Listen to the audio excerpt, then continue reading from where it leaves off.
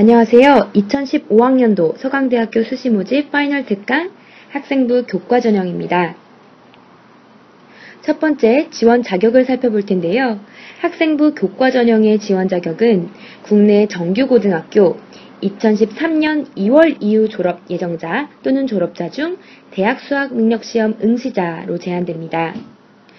또한 특성화고, 예술고, 마이스터고, 종합고, 실업과 이수자는 지원이 불가능하기 때문에 이 점을 확인하시기 바랍니다. 두 번째, 학생부 교과 전형의 수능 최저 학력 기준입니다. 인문사회 계열의 경우에는 국어 B, 수학 A, 영어, 사회 또는 과학탐구 중 3개 영역 이상이 각각 2등급 이내여야 하는데요. 이 탐구 같은 경우에는 2개 과목의 평균이 반영됩니다. 여기서 질문이 많은 부분은 이 탐구 영역에서 평균이 2.5등급이 나왔어요. 이러한 경우에는 2등급 이내로 인정되지 않습니다. 자연계열도 마찬가지고요. 자연계열의 수능 최저 학력 기준은 국어 A, 수학 B, 영어, 과학탐구 중 2개 영역 이상 각각 2등급 이내여야 하며 수학 B 또는 과탐 중에서는 반드시 1개 이상이 2등급, 2등급 이내에 속해야 합니다. 세 번째로는 이 학생부 교과 전형의 전형 요소들을 살펴볼 텐데요. 첫 번째로 학생부 교과 성적이 75% 정량 평가가 됩니다. 나머지는 25% 서류 평가로 정성 평가 되게 되겠죠. 그럼 자세하게 학생부 교과 정량 평가가 어떤 식으로 이루어지는지 좀 살펴볼 텐데요. 학생부 기록부 등급별 점수표에서 인문사회 계열 3등급까지, 자연계열 3.5등급까지 만점 처리된다 라고 요약할 수가 있겠습니다. 자세하게 살펴보면요. 33페이지, 모집 요각 33페이지를 같이 참고해 주시면 좋은데 인문사회 계열부터 설명해 드리도록 하겠습니다. 인문사회 계열은 1등급 이상, 3등급 이하 모든 영역의 과목들이 다 3등급 이하에 속한다면 총점은 750점 만점으로 반영됩니다. 즉, 국어 관련 모든 과목의 등급 평균이 3 이하에 속하는 경우 200점을 가지고 가게 되고요. 수학의 경우 영어, 사회도 마찬가지입니다.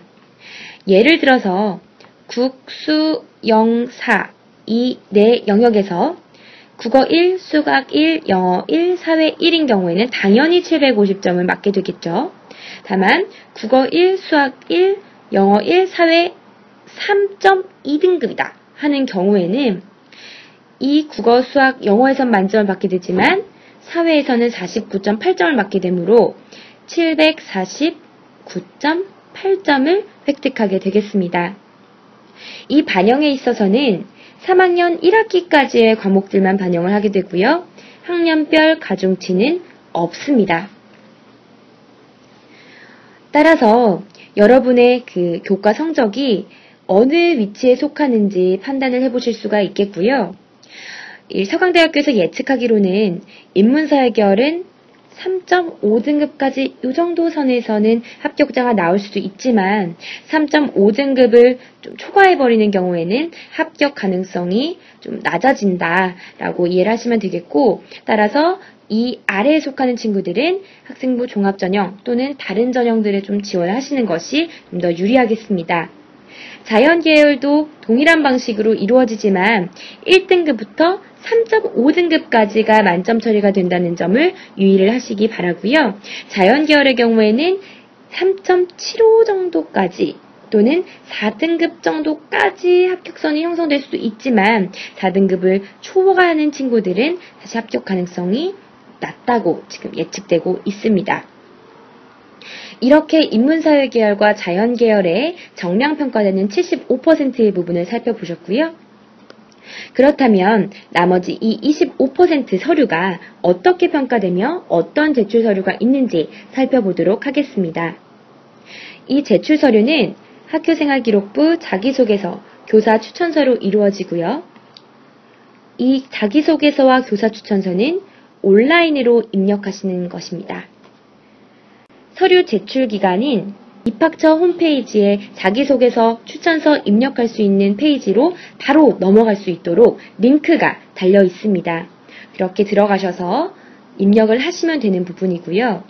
여기서 유념을 하셔야 될 부분은 사실 이 제출 기간입니다. 잘 보면 아시다시피 11월 14일은 수능 이후입니다. 이 수능 이후의 서류를 받다 보면 세 가지 파트의 친구들이 제출 서류를 내지 않습니다. 첫 번째, 수능을 맞추지 못한 친구. 수능을 훌쩍 뛰어넘어서 수능 최저학력 기준을 훌쩍 뛰어넘어서 정시를 지원을 해야겠다라고 이제 판단을 한 친구들.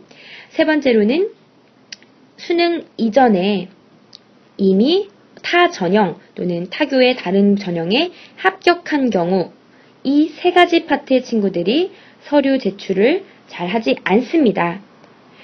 따라서 수능 이후에 수능 제출을 받기 때문에 이 세 가지 친구들이 좀 서류 제출을 하지 않는 편을 고려를 했을 때 원서 접수 당시의 경쟁률보다는 실질 경쟁률이 많이 떨어질 것으로 예상되고 있습니다.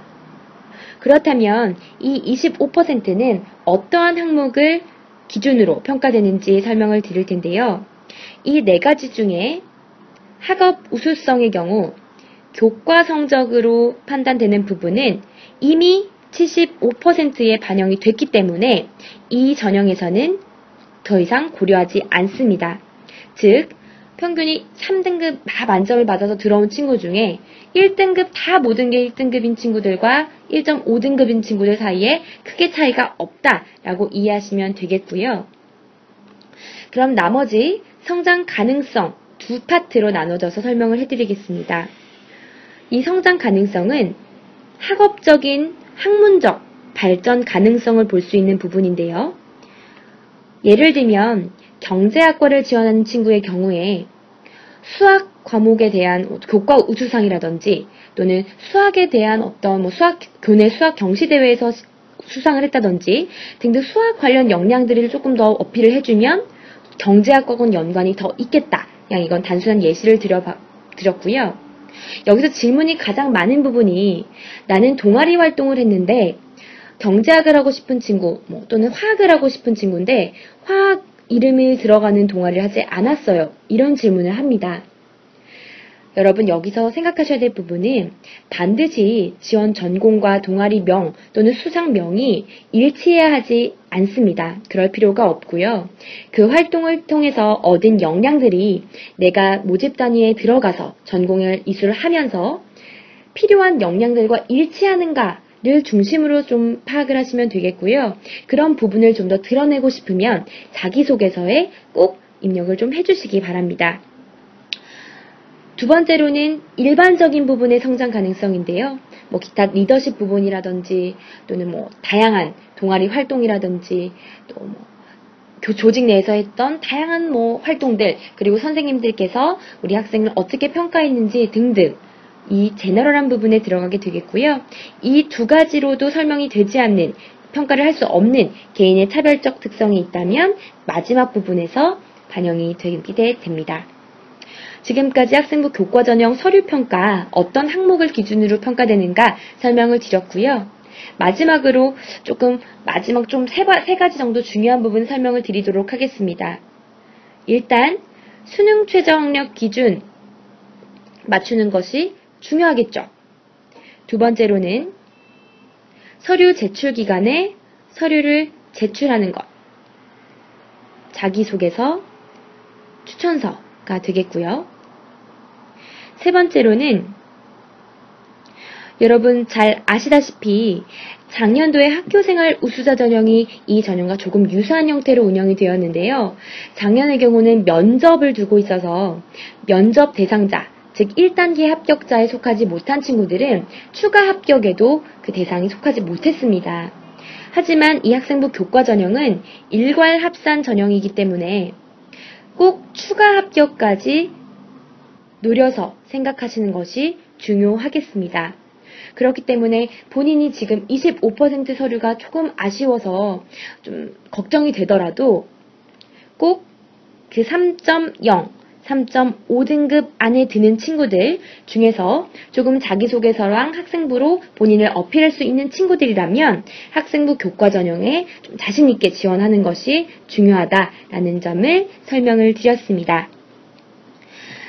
지금까지 2015학년도 수시 서강대학교 파이널 특강 학생부 교과 전형에 대해서 설명을 드렸고요. 여러분의 좋은 결과를 진심으로 기원합니다. 경청해 주셔서 감사합니다.